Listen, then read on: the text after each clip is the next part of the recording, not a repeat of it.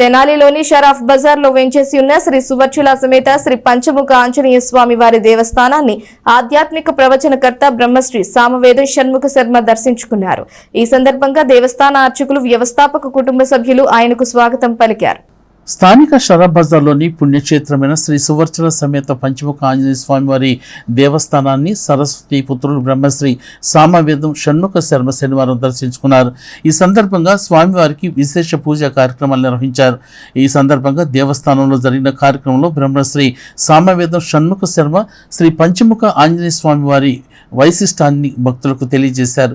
తొలుత ఆలయ ఈవో అవుతు శ్రీనివాసరెడ్డి, వ్యవస్థాపక కుటుంబ సభ్యులు ఎస్బి శివ, వంశపారంపర్య అర్చకులు రొంపిచర్ల శ్రీనివాసమూర్తి బ్రహ్మశ్రీ షణ్ముఖ శర్మకు శేష వస్త్రాల్ని, జ్ఞాపికలను, ప్రసాదాలను అందజేశారు.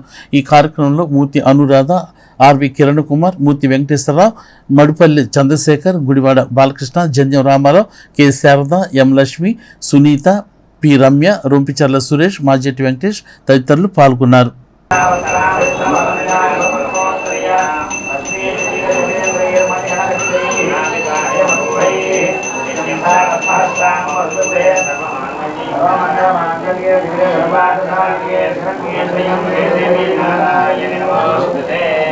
ఓం